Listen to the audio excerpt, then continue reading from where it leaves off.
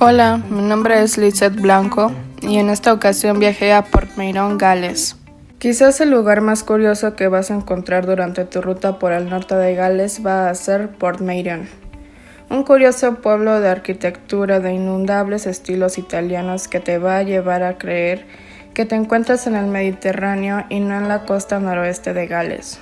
Pero lo cierto es que durante mi visita disfruté de bellos rincones propios de un colorido pueblo mediterráneo, que según tuvo que aclarar el propio diseñador, no es el famoso pueblo italiano de Portofino. Ahora Portmeirion es más que un pueblo. En realidad se trata de un gran establecimiento hotelero que se ha convertido además en una atracción turística que para verla hace pagar entrada. Tras llegar a Portmeirion, situada en una zona boscosa a las orillas del estuario del río Dwyn, y pasar por la taquilla, accedí a un verdadero pueblo todo peatonal, donde cada edificio me recordó algún tipo de pueblo mediterráneo. Por un lado vi casas con fachadas decoradas con llamativos y a veces cálidos colores, y junto a ellas algunos monumentos que fueron traídos de otros lugares para colocarlos en un ejercicio de bricolaje. Portmeirion es una gran fantasía, por lo que no te sorprenderá saber que en este enclave se han inspirado varias películas. No sé si es el caso de Charlie y la fábrica de chocolate de Tim Burton, pero durante mi visita me dio la sensación de encontrarme dentro de sus decorados. De hecho, Portmeirion fue la sede de una muy popular serie televisiva de la década de los 60s, El Prisionero, que es un hito en una corta historia de este pueblo. En su faceta hostelera, si lo deseas, te puedes dar el placer de alojarte no solo en el hotel principal de Portmeirion, sino en cualquiera de las casas que existen entre amplias zonas ajardinadas, todo lleno de flores. Realización del viaje, el Instituto Rembrandt asignó equipos para viajar a diferentes países anglosajones. Nosotros seremos los encargados de llevar a cabo esta maravillosa experiencia en Inglaterra y Gales. Primeramente viajamos de Querétaro a México, específicamente al Aeropuerto Internacional de Ciudad de México. Salimos a las 7 am para llegar allá a las 11 pm de Inglaterra, donde nos hospedamos en el hotel Buckingham, Londres, donde nuestro compañero Emilio hará un profundo recorrido en el Big Ben. De muchos lugares turísticos que hay en Inglaterra, hoy viajaremos al Big Ben. Popularmente, por extensión, se utiliza también este nombre para el reloj de la torre. Su nombre oficial era Clock Tower, hasta que el 26 de junio del 2012, en honor al jubileo de diamante de la reina Isabel II, se decidió que la torre pasaría a llamarse Elizabeth Tower. La torre alberga el reloj de 4 caras más grandes del mundo y la 14ª torre del reloj más alta del mundo. Celebró su 150 aniversario el 31 de mayo del 2009 y se llevaron a cabo diversos actos de conmemoración. La torre se completó en 1858 y el reloj comenzó a funcionar el 7 de septiembre de 1859. La torre de Big Ben es un icono cultural británico, ya que es uno de los símbolos del Reino Unido y frecuentemente aparece como plano de establecimientos en películas, series de televisión, programas o documentales ambientados en Londres. Fuimos a Norwich, la ciudad medieval más completa. Nos comentaron del castillo y fuimos a visitarlo. Lo vimos en la parte más alta de la ciudad.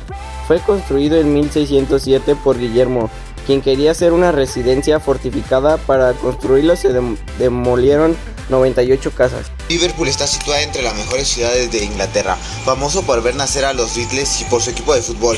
Es una ciudad marítima en el noroeste de Inglaterra, donde el río Mersey se une con el mar. Nos dieron un tour por la ciudad, nos llevaron a lugares históricos, a la estatua de los Beatles, de Johnny Walker, John Lennon y Queen Victoria. Millennium Stadium. El Millennium Stadium es un estadio de la ciudad de Cardiff, en Gales, conocido desde 2016 por motivos de patrocinio como Principality Stadium. Es el estadio nacional del país y sede tanto de la selección de rugby como de fútbol. Fue construido con el fin de albergar la Copa Mundial de Rugby de 1999. En él se han llevado a cabo muchos otros grandes eventos como el concierto para el tsunami, la etapa super especial del Rally de Gales de Gran Bretaña, el Speedway Grand Prix de Gran Bretaña y numerosos conciertos de música. Abrió sus puertas en junio de 1999 y el primer gran evento que tuvo lugar en él fue un partido internacional de rugby el 26 de junio de 1999. Nosotros fuimos ahí para presenciar un partido entre la selección de Gales en contra de la selección de Alemania, en el cual terminó en un empate a unos y terminó siendo una experiencia bastante confortante. Finalizar el partido en el estadio, nos dirigimos al Parque Nacional de Snowdonia. Al llegar, decidimos ir primero a la montaña Snowdon. Caminamos demasiado para llegar a la cima y cuando llegamos tomamos algunas fotos del parque desde esa vista. Después fuimos a la cascada Dolgoch Falls. Al llegar vimos que era muy bonita la cascada y también tomamos unas fotos. Después de un buen rato fuimos al National Sling Museum. Llegamos y nos pusieron un video introductorio acerca de Snowdonia y lo que hay en el museo. Terminando el video, paseamos por el museo y vimos varias obras acerca de Snowdonia. Al salir del museo, nos dirigimos de nuevo al Aeropuerto Internacional de Gales. De ahí, tomamos un vuelo hacia el aeropuerto de la ciudad de México. Queríamos ir a la Peña de Bernal, pero como era algo a lo que estamos acostumbradas a ver, decidimos viajar al extranjero. Decidimos ir a Londres. Yo sugerí ir al Palacio de Buckingham, ya que era lo más barato que encontré y era para lo que aguantaba el presupuesto. Reservamos los boletos y cuando llegó el día fuimos al aeropuerto y al momento de abordar el avión, Natalia se cayó. La tuvimos que ayudar a levantarse, retrasando a todos los demás pasajeros tratando de entrar. Encontramos nuestros asientos y finalmente llegamos al aeropuerto de Londres y bajamos del avión. Recogimos las maletas y tomamos un taxi. Nos llevaron a un hotel ya que no sabíamos en cuál nos íbamos a hospedar, ya que se me había olvidado reservar una habitación. Nos llevaron al Hotel Goring ya que estaba cerca del Palacio de Buckingham y no tuvimos de otra más que hospedarnos ahí, aunque costara 17,000 pesos la noche.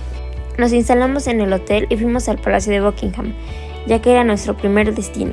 El boleto nos costó 600 pesos, mucho más barato que el hotel. Vimos a los guardias cambiando de turno y también vimos la Royal Collection, incluso los salones de estados.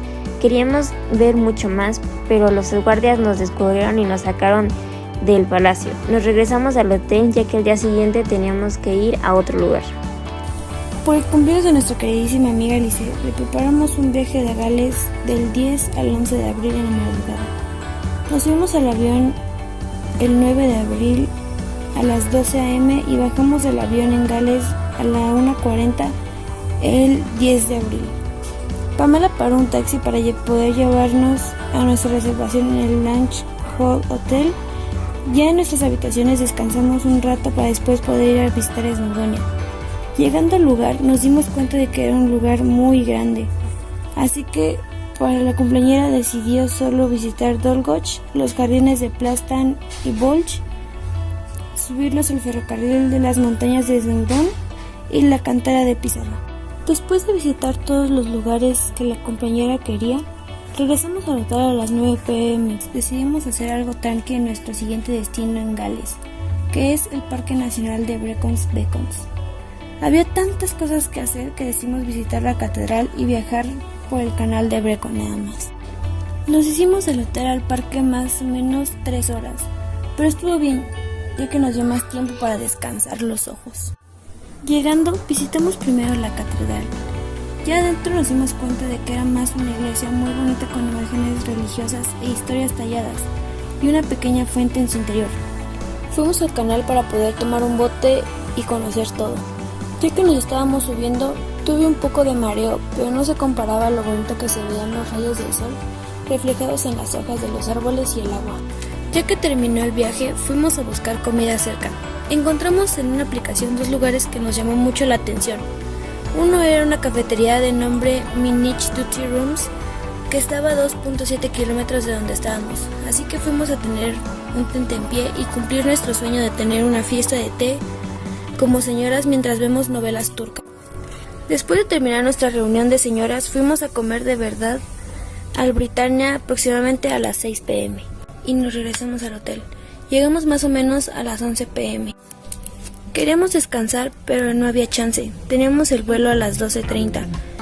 Empacamos todo rápido mientras platicábamos del viaje y a las 11:30 nos fuimos para llegar a las 12 al aeropuerto.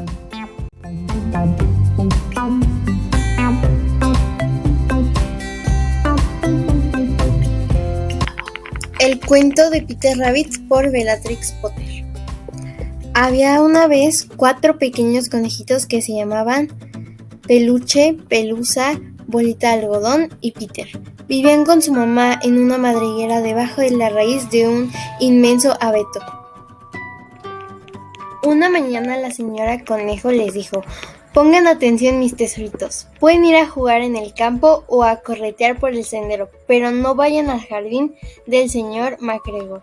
Su papá tuvo un accidente ahí. La señora McGregor lo puso en un pie. Ahora pónganse a jugar y no vayan a hacer travesuras, yo voy a salir. En ese momento la señora Conejo tomó una canasta y su paraguas y atravesó el bosque para ir a la panadería. Compró una hogaza de pan negro y 5 bollos de grosella. Peluche, Pelusa y Bolita de Algodón, que eran buenos conejitos, se fueron por el sendero a recolectar zarzamoras. Pero Peter, que era muy travieso, corrió derechito al jardín del señor McGregor y se coló por debajo de la puerta. Primero se comió algunas lechugas y ejotes, después se comió unos rábanos. Y entonces, cuando le empezó a doler la panza, fue a buscar un poco de perejil. Pero al doblar a la esquina de una cama de pepinos, se encontró precisamente con el señor Gregor. El señor Gregor estaba de rodillas plantando coles, pero se levantó de un salto y corrió atrás de Peter, agitando su rastrillo y gritando: ¡alto, ladrón! Peter estaba terriblemente asustado. Corrió por todo el jardín porque se le había olvidado el camino de regreso a la puerta de entrada. Perdió uno de sus zapatos entre las coles y el otro zapato entre las papas. Ya sin zapatos, empezó a correr más rápido, en 4 patas, y creo que pudo haberse escapado si no hubiera tenido la mala suerte de estrellarse con la red para grosellas, donde se enredó con los grandes botones de su saco. Era un saco azul con botones de metal, casi nuevo. Peter se dio por vencido y derramó grandes lágrimas, pero unos simples gorriones escucharon sus sollozos, volaron a él muy emocionados y le rogaron que se esforzara. El señor Gregor se acercó con un calador que planeaba poner encima de Peter, pero Peter se escabulló justo a tiempo, dejando a su saco atrás. Corrió al cobertizo de herramientas y saltó dentro de una regadora. Este hubiera sido un lugar grandioso para esconderse, si no hubiera estado tan lleno de agua. El señor Gregor estaba bastante seguro de que Peter estaba en alguna parte del cobertizo de herramientas, tal vez escondido debajo de una maceta. Comenzó a voltearlas cuidadosamente, mirando debajo de cada uno. En ese preciso momento, Peter estornudó. ¡Achú! El señor Gregor no perdió ni un instante en ir tras él, y trató de poner su pie sobre Peter, quien saltó por una ventana tirando 3 plantas. La ventana era demasiado pequeña para el señor Gregor y estaba cansado de perseguir a Peter. Simplemente decidió regresar a sus labores. Peter se sentó a descansar, sin aliento y temblando de miedo. No tenía la menor idea en qué dirección tomar. Además, estaba bastante mojado de haberse sentado en la regadera. Después de un rato empezó a moverse sin rumbo, dando pequeños saltos más lentos que rápido, y mirando a su alrededor. Encontró una pequeña puerta en la pared, pero estaba cerrada y no había suficiente espacio para que un conejito regordete se colocara por debajo. Una vieja ratoncita entraba y salía por el umbral de piedra, llevándole chícharos y frijoles a su familia en el bosque. Peter le preguntó cómo llegar a la reja de salida, pero tenía un chícharo tan grande en la boca que no le pudo contestar. Solo le meneó la cabeza de un lado al otro. Peter empezó a llorar. Después intentó encontrar el camino de salida atravesando el jardín, pero cada vez estaba más confundido. Entonces llega a un estante donde el señor Gregor llenaba sus regaderas con agua. Una gata blanca que miraba fijamente unos pececillos dorados. Estaba sentada muy quieta, pero cada vez en cuando la punta de su cola se movía como si estuviera viva. Peter decidió irse sin hablar con ella. Su primo, el pequeño Benjamin, Bunny, le había contado varias cosas sobre los gatos. Regresó hacia el cobertizo de herramientas, pero de repente escuchó el sonido de un rastrillo raspando muy cerca de él. Scratch, scrunch, scratch, scratch, screech. Peter se escabulló debajo de los arbustos, pero después de un rato, como no pasaba nada, salió. Se trepó sobre una carretilla y se asomó. Lo primero que vio fue al señor McGregor arrancando cebollas. Estaba de espaldas a Peter y más allá estaba la reja de salida. Peter se bajó de la carretilla sin hacer un ruido y corrió tan rápido como pudo a lo largo de un camino que pasaba detrás de los arbustos de grosellas negras. El señor McGregor lo alcanzó a ver al llegar a la esquina, pero Peter no le importó, se deslizó por debajo de la reja y por fin estuvo a salvo en el bosque, afuera del jardín. El señor McGregor colgó el pequeño saco y los zapatos de Peter como un espantapájaros para asustar a los zorzales. Peter no paró de correr ni miró atrás hasta que llegó a su casa, en el inmenso abeto. Estaba tan cansado que se desplomó sobre la arena suave del suelo de su madriguera y cerró los ojos. Su mamá estaba ocupada cocinando.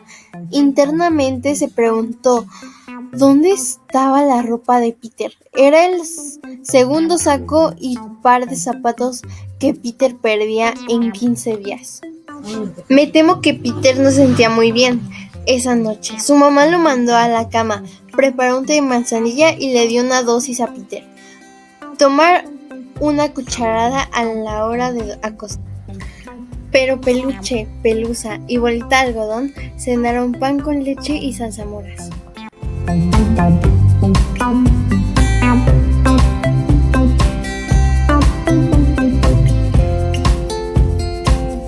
Hola, mi nombre es Emiliano del grupo 2.2 y les voy a presentar la biografía de Isaac Newton. Nació el 25 de diciembre de 1642 en Worsthorpe, Lincolnshire, Inglaterra. Es el más grande de los astrónomos ingleses. Se destacó también como gran físico y matemático. Fue en realidad un genio a quien debemos el descubrimiento de la ley de gravitación universal, que es una de las piedras angulares de la ciencia moderna. Fue uno de los inventores del cálculo diferencial e integral. Estableció las leyes de la ley de gravitación universal, dedujo las leyes de Kepler en forma más general y logró construir el primer telescopio de reflexión. Su padre murió de neumonía unos meses antes de su nacimiento y su madre luchó por sacar adelante la granja de la familia en Worsthorpe. Eran tiempos difíciles en el país. Una sangrienta guerra civil trastornó a Inglaterra durante 6 años. Cuando Isaac tenía 3 años, su madre volvió a casarse, dejando a su hijo al cuidado de sus abuelos. Su primera educación la recibió en las escuelas de los pueblos cercanos. A los 12 años fue inscrito en la escuela primaria de Grantham, una ciudad a 10 kilómetros de su hogar. Allí estudió latín y la Biblia, pero tuvo poco contacto con las matemáticas o la ciencia. El joven Newton vivía en la casa de William Clark, farmacéutico de la ciudad, que tenía una de las mejores bibliotecas del lugar y una hijastra con la que más tarde Newton tuvo un romance adolescente, el primero y último de su vida. Isaac Newton fue un científico inglés fundador de la física clásica que mantendría plena vigencia hasta los tiempos de Einstein. La obra de Newton representa la culminación de la revolución científica iniciada un siglo antes por Copérnico. Los últimos años de su vida los destinó a profundas mediaciones tecnológicas, alejando casi totalmente de aquellos quehaceres intelectuales, para los cuales no tuvo rival. Murió el 20 de marzo de 1727 en Cambridge, Inglaterra. Tegan Knox, o más bien Stephanie Regan Newell, nació el 15 de noviembre de 1994 en la ciudad de Bargoed, en Went, en el país de Gales. De pequeña jugó para varios equipos de su zona, pero a la edad de 13 sufrió una lesión en la rodilla que le impidió seguir jugando. Y a los 16 años se retiró del fútbol definitivamente. Después de un tiempo, encontró una escuela de lucha libre en Port Talbot y entrenó con Dave Stewart. La mayor motivación que ella tuvo surgió de su difunto abuelo, que la motivó a seguir una carrera en la lucha profesional. Después de mucho entrenamiento, tuvo su debut en Attack Pro Wrestling, que tuvo lugar de 2013 a 2017. Siguió entrenando hasta que en 2015 fue la primera mujer en luchar en la promoción basada en Wolverhampton Fight Club Pro en 2015. Luego se informó que Newell había firmado un contrato con la WWE, pero fue reemplazada y tuvo que esperar un poco más de tiempo para luchar. Luego de un tiempo sí pudo luchar y usó el nombre de llave de Tegan Nox. Durante este evento contrajo varias lesiones. Unos años después, la WWE informó que Tegan Nox fue despedida el 18 de noviembre de 2021 y aquí acabó su carrera. En sus mejores momentos se mantuvo con un peso de 64 kilogramos y una altura de 1 metro con 68 centímetros, superando la media por 9 centímetros. El 10 de julio de 2020, Nox reveló que se encuentra en una relación con Sierra St. Pierre. Y, de hecho, a partir de ahora en sus próximos proyectos, usará su antiguo nombre, Nixon Newell. Y esta fue la pequeña biografía sobre Stephanie Riagon Newell, o mejor conocida como Tegan Nox. Nos vemos hasta la próxima. El futbolista británico David Robert Joseph Beckham nació el 2 de mayo de 1975 en el barrio residencial londinense de Leiston. A los 11 años de su vida dio un giro radical tras ganar en el Old Trafford, el famoso concurso de habilidades futbolísticas que organizó el legendario Sir Bobby Charlton. No solo ganó el trofeo, cuyo premio era participar durante 2 semanas en los entrenamientos con las promesas del FC Barcelona, sino que batió el récord de puntos del certamen. Fue a probar suerte en el equipo infantil del Barça, pero el equipo lo regresó a Inglaterra, sin saber que tras el concurso, los ojeadores del Manchester United seguían sus pasos por orden del propio entrenador Alex Ferguson, quien el 1 de julio de 1991 lo fichó personalmente para las categorías inferiores. Beckham, quien debutó en la Premier League el 2 de abril de 1995 contra el Leeds United, aquella temporada el Manchester fue subcampeón. Isabel I nació en el Palacio de Incentia el 7 de septiembre de 1533. Cuando su madre murió, fue dejada al cuidado de Lady Margaret Bryan. Isabel era hija de Enrique VII y de Ana Boleda, su segunda esposa, que fue ejecutada al año y medio después del nacimiento de Isabel. El matrimonio de Ana con Enrique VII fue anulado e Isabel fue declarada hija legítima. En cuanto a su personalidad, Isabel tenía mucho en común con su madre, neurótica, carismática, enamoradiza y fervientemente protestante. Tras la muerte de su media hermana, en 1558, Isabel la sucedió al trono y se dispuso a gobernar apoyada por un grupo de buenos consejeros. Al comienzo de su reinado, la política exterior de Isabel se caracterizó por su cautelosa relación con la España de Felipe II, que se había ofrecido a casarse con ella en 1559. España presionaba los intereses ingleses con fuerza.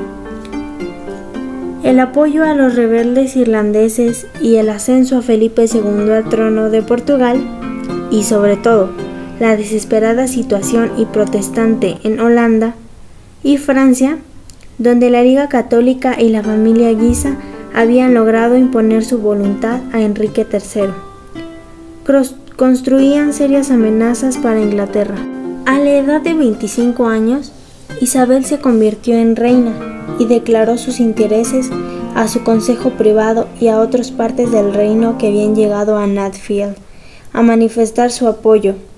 Su discurso entre ellos se convirtió en el primer testimonio que había llegado hasta nuestros días sobre la teología política medieval de los dos cuerpos, el natural y el político. La reina Isabel murió el 24. Biografía de Harry Kane. Harry Kane nació el 28 de julio de 1993. Es un futbolista británico que juega actualmente en el Tottenham, de la Premier League. Es también internacional absoluto con la selección de Inglaterra, de la que es capitán. El momento en que la gente lo empezó a conocer fue en la temporada 2014-15.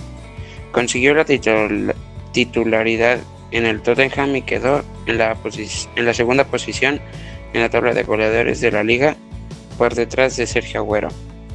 Gracias a sus 21 goles en la Premier League, recibió 2 veces el premio al jugador del mes en enero y febrero del 2015. Durante esa campaña marcó 31 goles en total. Fue el máximo goleador de la Premier League de la temporada 2015-16 con 25 goles, lo que ayudó a su equipo a clasificar a la Champions League. Volvió a ser el máximo goleador de la Premier en la temporada 2016-17, con 29 goles y el segundo inglés en la historia que gana la bota de oro de la Premier League 2 veces consecutivas. Fue el máximo goleador del año 2017 con 56 goles. Con la selección inglesa jugó sub-17, sub-19, sub-20 y sub-21, y luego ya subió en el equipo absoluto en 2015. Participó en la Eurocopa de 2016, donde jugó 4 encuentros.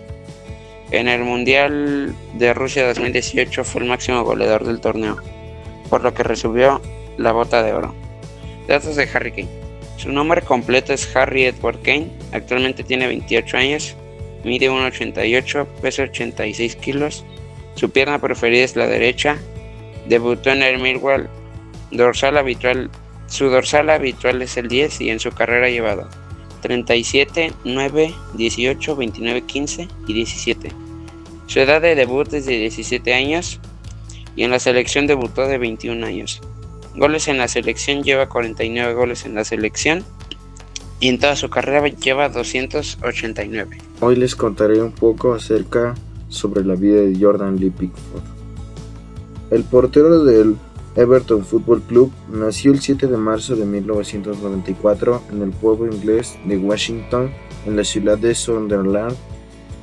A diferencia de muchos otros niños que crecieron jugando al fútbol porque sus padres tenían alguna relación con los deportes, el padre del arquero del Everton, Lee Pickford, era un constructor, mientras que su madre, Susan Pickford, era ama de llaves.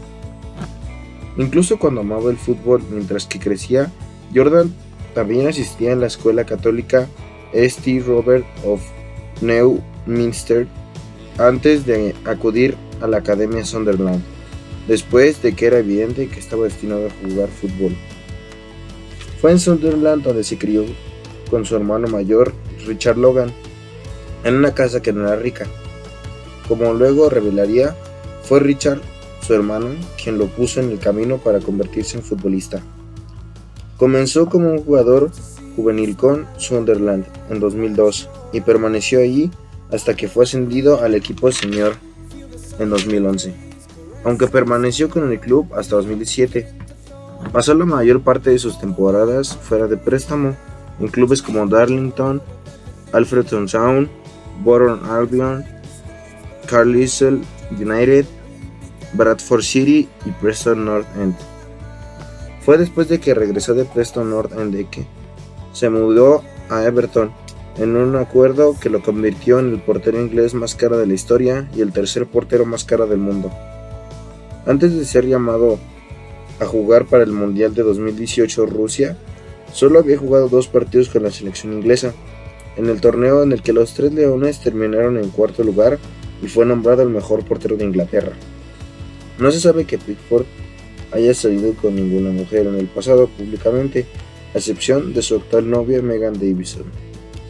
Los dos han estado juntos durante mucho tiempo, ya que comenzaban a salir cuando aún eran adolescentes en la ciudad natal de ambos, Sunderland, y desde entonces han continuado como pareja. Mientras él juega al fútbol para ganarse la vida, ella se graduó de la universidad. Actualmente se encuentra en una altura de 6 pies, 1 pulgada, o sea 1,85 m, y tiene un peso de 77 kilogramos, que son básicamente 169.7 libras.